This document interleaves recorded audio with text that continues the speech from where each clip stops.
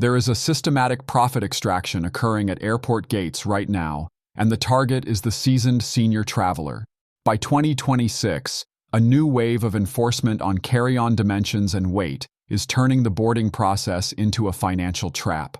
If your bag doesn't fit the new, stricter reality, you face public repackaging, hefty fines, and the potential loss of vital medications.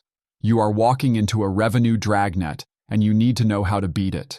Welcome to Immigration News Desk, where we expose the hidden mechanisms of the travel and immigration industry. I am here today to dissect the new era of carry-on compliance. We are not just talking about packing tips. We are talking about protecting your assets, your health, and your dignity in an environment that is becoming increasingly hostile to the unprepared. If you value hard reality over fluff, hit that subscribe button right now. The information I am about to share could save you hundreds of dollars on your next trip. And if you know a senior traveler, share this video with them immediately. They are walking into a trap they don't see coming. To understand why this is happening now, we have to look at the macroeconomics of modern aviation. Airlines operate on razor-thin margins for their actual flight operations. The cost of fuel, labor, and aircraft maintenance consumes almost all the revenue from the base ticket price. Their profitability, the money that satisfies Wall Street and shareholders, doesn't come from flying planes. It comes from ancillary revenue.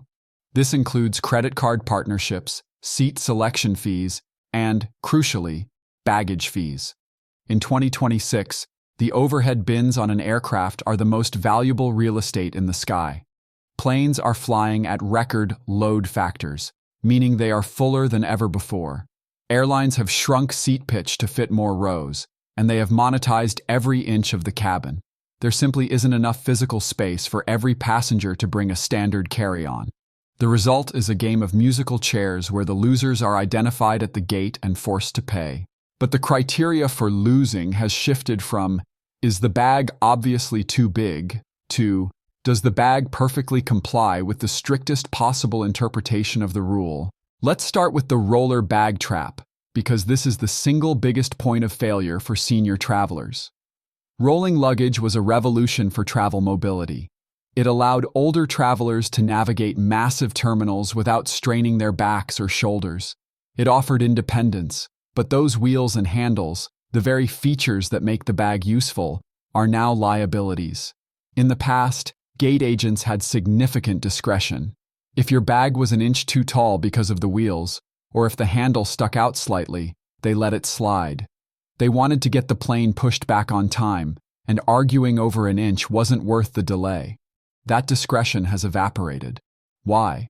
Because automated boarding gates and strict corporate metrics now penalize agents for delaying flights or allowing non-compliant bags that might cause a bin to not close. The easiest way to clear a jam and to hit their revenue targets for gate-checked bags is to aggressively flag passengers. When an airline says the carry-on limit is 22x 14x 9 inches, they mean the entire footprint of the object. That includes the wheels, the plastic housing for the handle, the side grab handles, and the stuffed front pocket.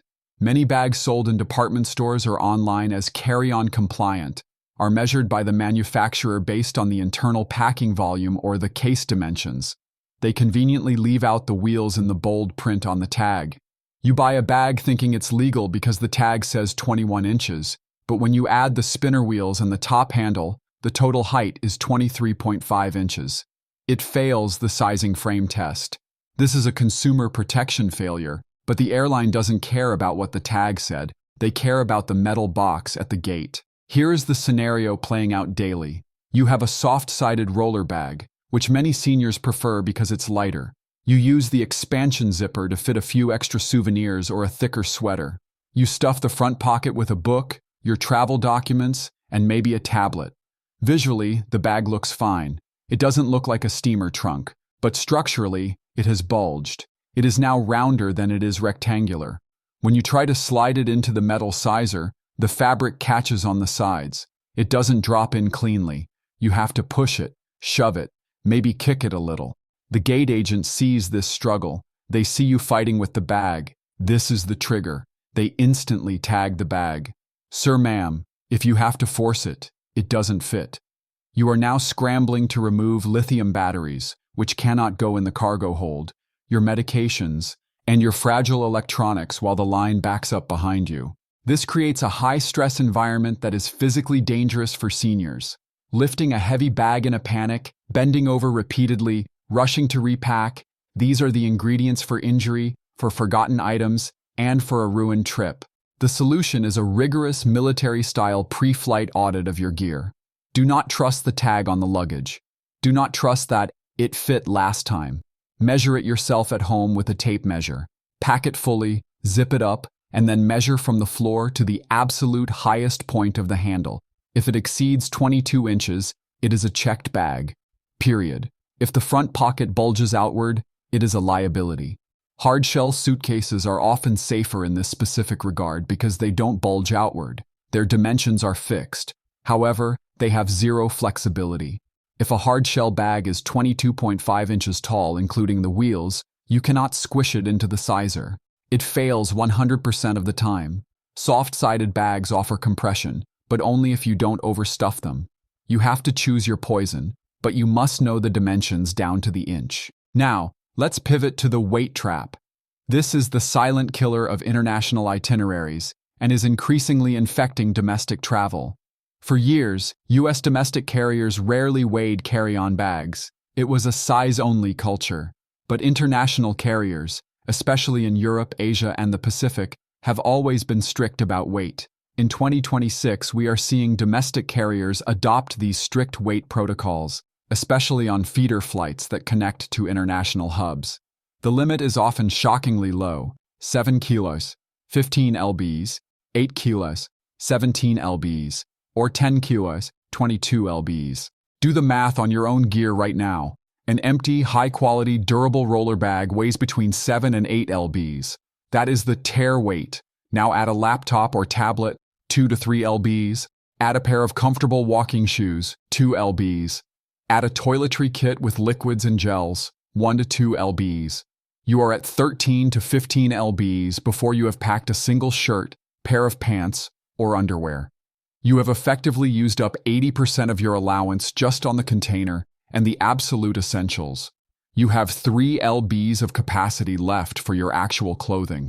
This is why seniors get caught. You pack just the essentials, thinking you are traveling light, but the bag itself eats up the allowance. When you get flagged for weight at the gate, the consequences are severe and immediate. You are forced to open your bag and shed weight publicly. This is not just embarrassing. It puts your valuables at risk of theft or loss. You end up wearing 3 layers of clothes in a warm terminal, stuffing heavy items into your pockets, or holding a heavy book in your hand just to pass the scale. It is undignified, it is exhausting, and it raises your body temperature and stress levels right before a long flight. The strategic countermove is the buffer. Never pack to the limit. If the limit is 10 kilos, aim for 9 kilos. Airport scales are industrial instruments. They are beaten up, misused, and rarely calibrated for precision like a pharmacy scale. If their scale reads high, you lose. You cannot argue with the machine. Buy a $10 digital luggage scale and use it religiously. If you are overweight, identify the ballast, the single heaviest item you can remove quickly. Usually it's a toiletry bag, liquids are heavy, or a pair of shoes. Move that item to your personal item, tote, backpack, or wear it. Shifting 2 lbs from your roller to your body or your shoulder bag can save you $100 in gate fees. It is a shell game, and you have to know how to play it. This brings us to the personal item strategy. Most travelers treat the personal item as an overflow bin. They stuff a backpack until it looks like a second carry-on. They drape a tote bag over their roller bag that is bursting at the seams. This is a tactical error in the current enforcement climate. Gate agents are trained to spot bag abuse. They are counting items and judging size from a distance. If your personal item looks too big to fit under the seat, they will force you to put it overhead. If the bins are full, or if you have a roller bag going overhead too, they will flag you for checking one of them. If your personal item gets checked, you are separated from your medications, your electronics, and your identity documents. Reframing the personal item is critical for the senior traveler. It is not luggage, it is your life support system. It should contain only what you need to survive the flight and the immediate arrival at your destination. This is your under-seat access kit. It must contain 1. Passports and documents. 2. Wallet and cash. 3. Medications. All of them, never check meds. 4. Phone and charger. 5. A snack for blood sugar management. 6. Maybe a light sweater. Nothing else. By keeping this bag small, soft-sided, and compressible, you guarantee it stays with you. Even if they force-check your roller bag because the flight is full, you can walk onto the plane confident that your health and identity are secure. You detach the personal item, hand over the roller bag, and board without panic. We also need to address the medical device loophole. U.S. law and many international agreements specifically protects medical devices. A CPAP machine, a portable oxygen concentrator, a nebulizer, or a bag containing only prescription medications does not count against your carry-on limit. However, the enforcement of this is inconsistent.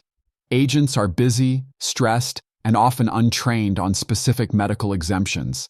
They see a third bag and they react. If you travel with medical equipment, you must separate it. Do not mix your CPAP machine with your socks. If you mix them, the bag becomes mixed-use luggage and counts against your limit. Keep the medical device in its own specific case.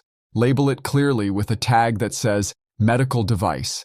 If challenged, state clearly and firmly. This is a prescribed medical device, exempt from carry-on limits under FAA regulations. But be warned, this exemption applies to the device, not the bag it's in.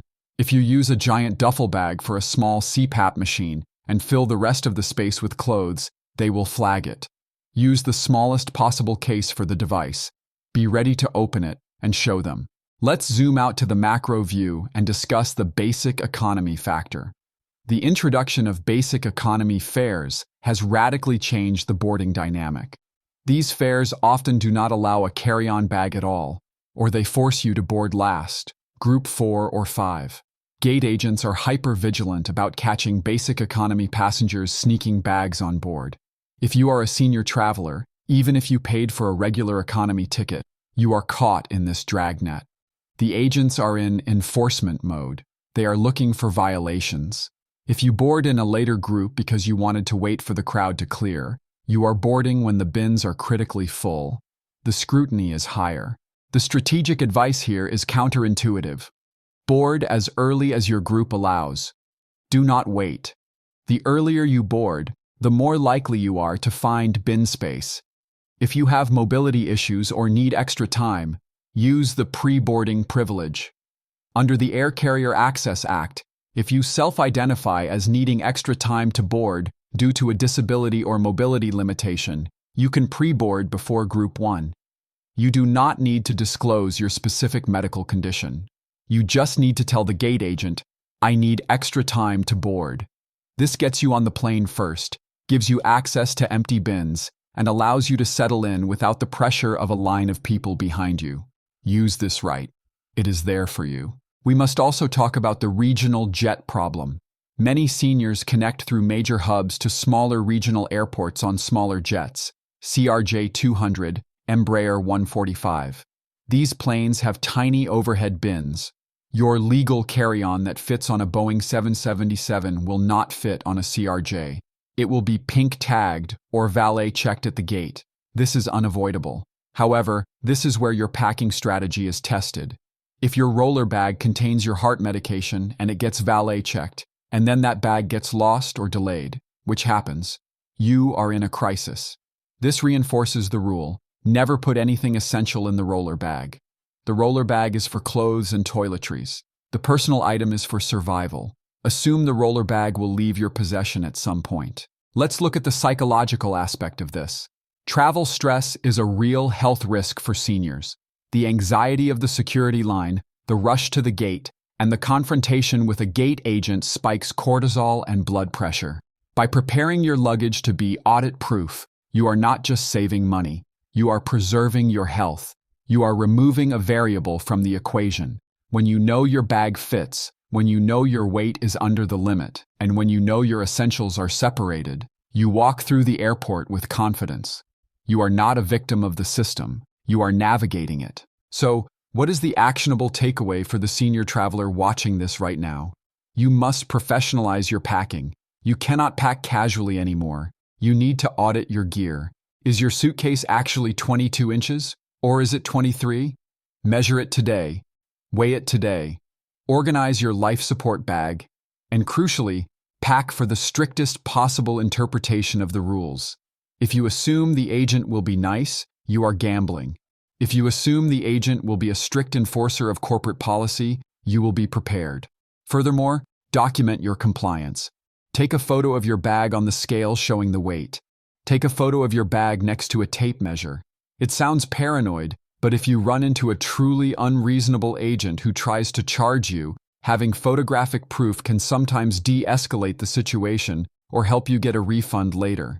At Immigration News Desk, we track these trends because mobility is a form of freedom. When airlines restrict what you can carry, when they monetize every inch of space, they restrict how you can move. By understanding the rules better than the gate agents, you reclaim that freedom. You turn a potential crisis into a non-event. Take the 10 minutes after this video ends to go to your closet. Pull out your carry-on, measure it, weigh it, check the zippers. If it's borderline, consider replacing it with a compliant bag. The cost of a new bag is often less than the cost of one gate check fee, plus the stress of a ruined trip. Knowledge is leverage. Do not let an airline employee ruin your trip before it begins. If this deep dive analysis helped you see the matrix of airline enforcement, hit that like button. It tells the algorithm that we need more truth and less fluff. Share this with your fellow travelers. The more we know, the harder it is for them to extract profit from our confusion. Stay vigilant, pack smart, and we will see you in the next briefing.